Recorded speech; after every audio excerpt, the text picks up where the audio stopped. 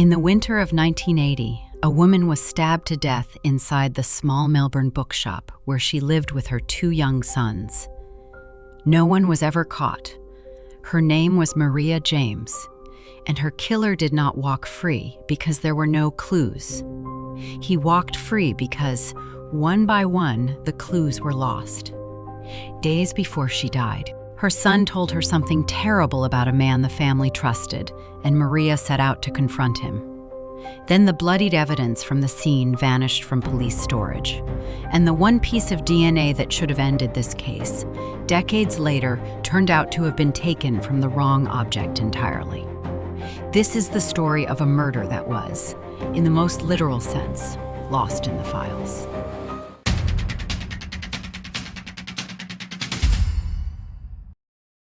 Maria James was 38 years old, a single mother raising 2 boys on her own.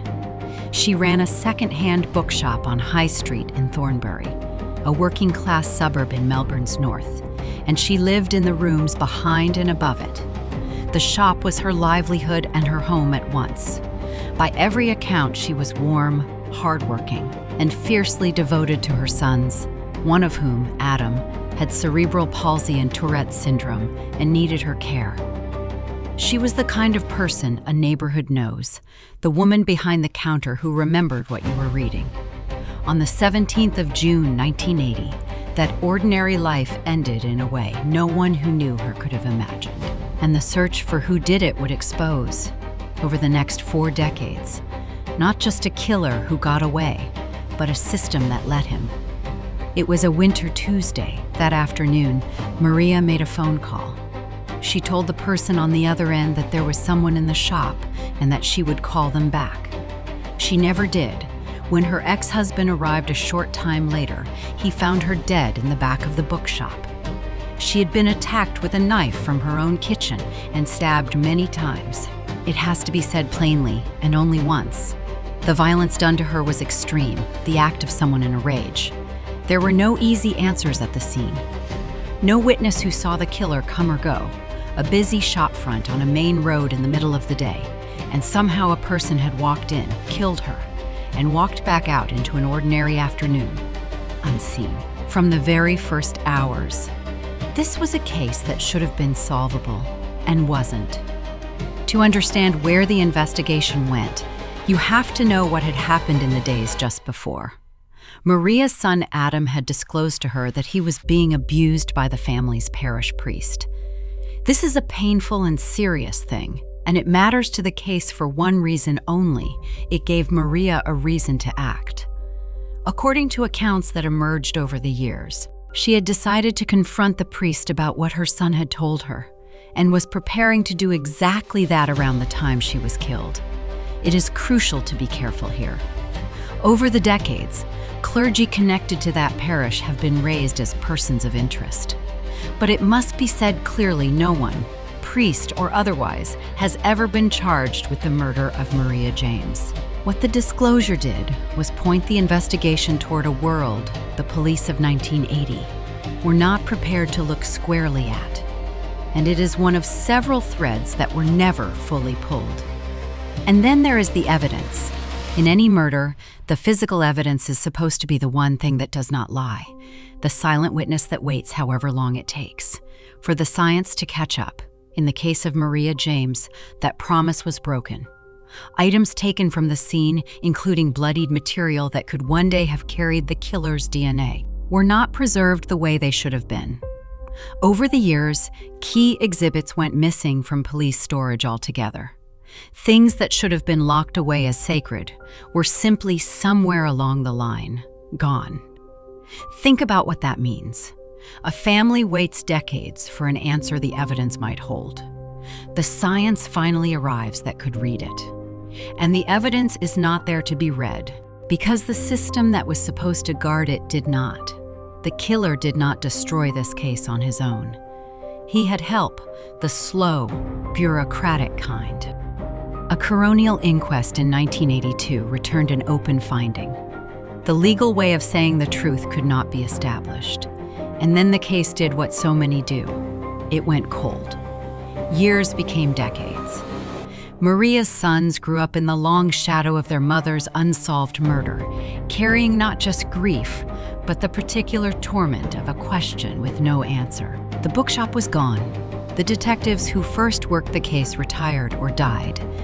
To the outside world, the murder of Maria James slid into the vast, quiet archive of cases that the system had effectively given up on.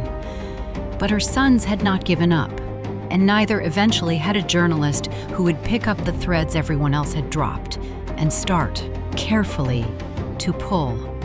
In 2017, the Australian journalist Rachael Brown began an investigative podcast called Trace, devoted entirely to the murder of Maria James.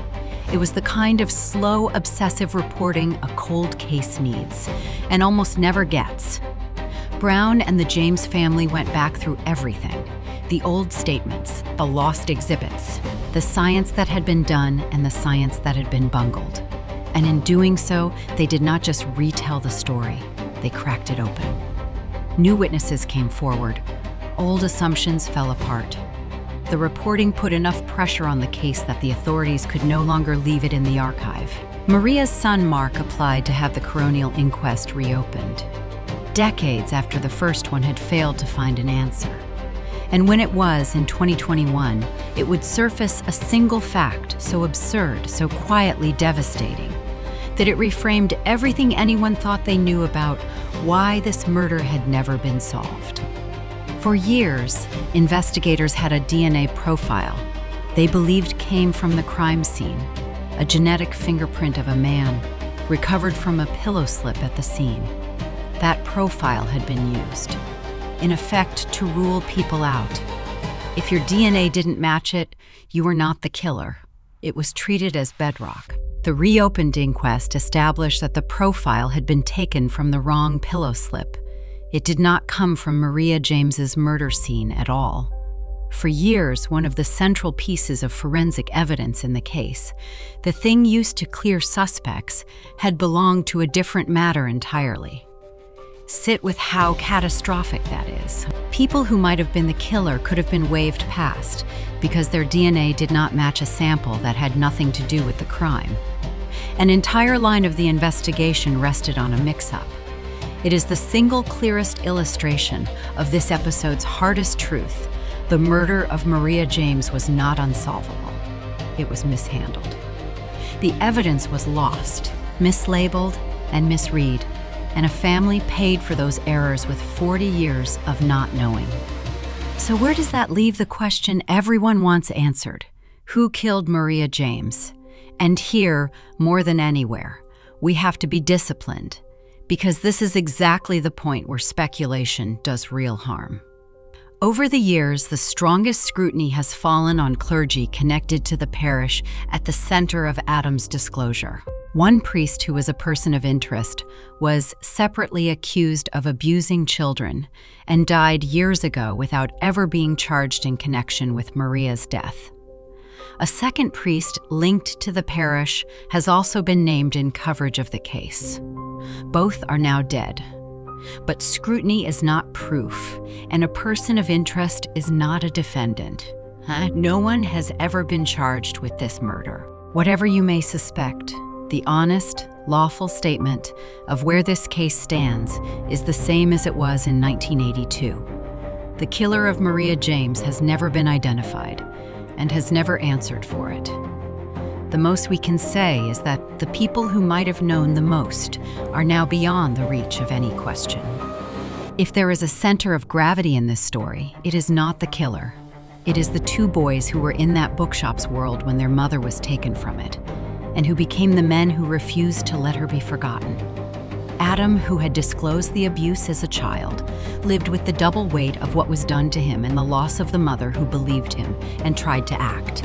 Mark spent years pushing, applying to reopen the inquest, working with the journalist who re-examined the case, insisting that his mother's murder was not an acceptable thing to leave unsolved. Their fight is the reason the wrong pillow slip was ever discovered, the reason the lost evidence was ever accounted for, the reason this case has a pulse at all. When the institutions failed Maria James, her own children became the investigators of last resort. That should never be necessary. In far too many cases, it is the only thing that works. The case is not closed, and it is not, despite everything, hopeless. In 2024, 44 years after Maria James was killed, Victoria Police announced a reward of $1 million for information, leading to a conviction. It came alongside renewed forensic work, as detectives applied DNA techniques that simply did not exist in 1980 to whatever exhibits could still be tested.